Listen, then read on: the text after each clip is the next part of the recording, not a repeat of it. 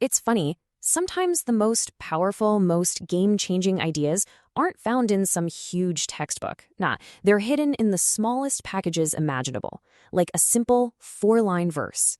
Today, we're going to unpack one of these little gems and see how it completely reinvents a classic compliment. Let's jump in. Just listen to that for a second.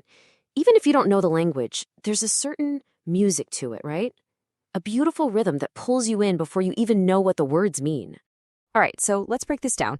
It seems so simple on the surface, but there is some serious genius packed into these lines. It's really a masterclass in taking something everyone knows and turning it into something brand new. Okay, so here's the literal translation. And you read that and you think, that's sweet. It's a lovely compliment. But trust me, the real magic isn't just in what it says, it's in how it says it. And to get that, we have to start with that very first line. To really, truly get what the poet is doing in this second half of this verse, we first have to talk about the compliment they're referencing in the first half. It's a classic for a reason. So, chaand ka tukda, it literally means a piece of the moon. And if you grew up in South Asian culture, you've heard this a million times. It's the go-to way to tell someone they're beautiful. It's poetic, it's timeless, and let's be honest, it's a little bit of a cliche. But have you ever stopped to think about that? I mean, of all the things in the entire universe, why is the moon always the thing we compare beauty to? Why is it such a big deal across so many cultures?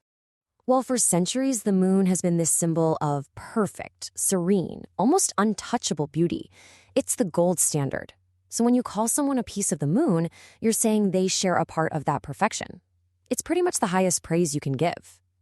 And this is where things get really, really cool. This is where the poem takes that established idea, that ultimate standard of beauty, and just flips it right on its head. Let me show you what I mean. So the poet is smart. They start off by making us comfortable. They say, people call their loved ones a piece of the moon. And we all hear that and we're like, yep, got it. I know this one. We're nodding along because it's so familiar. And right when we're settled in, thinking we know where this is going, bam! The poet pulls the rug right out from under us with this incredible twist. So look at this. This lays it all out. The normal compliment says, you are beautiful compared to the moon. The moon is the standard. But the poem's innovation, it says, the moon is beautiful because it's a piece of you. See what happened there? The entire power dynamic just got inverted. The ultimate benchmark for beauty in the whole universe just switched from being the moon to being you. And this little switch, it's not just some clever wordplay.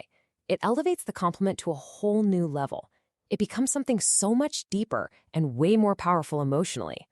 Think about it. The poem is basically saying, you know what old compliment, that highest form of praise we used to have, it's not good enough for you anymore. It's actually rejecting the old standard because it's just inadequate to describe this person. So this is the core takeaway. The message completely changes. It's no longer, wow, you're as pretty as the moon. Instead, it becomes, wow, the moon is lucky it gets to have even a tiny fraction of your beauty. That is a serious upgrade.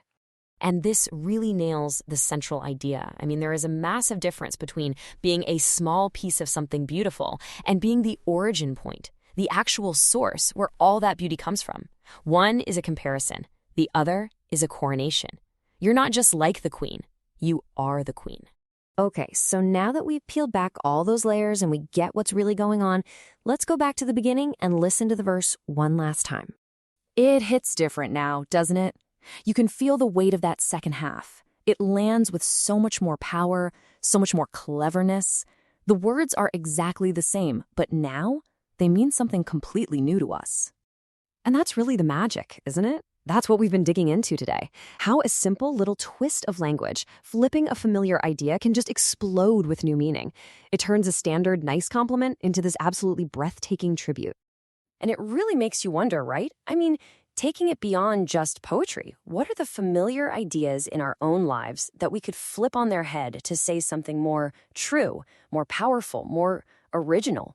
What are the pieces of the moon that we lean on all the time? And what would it feel like to make someone the source instead? Something to think about.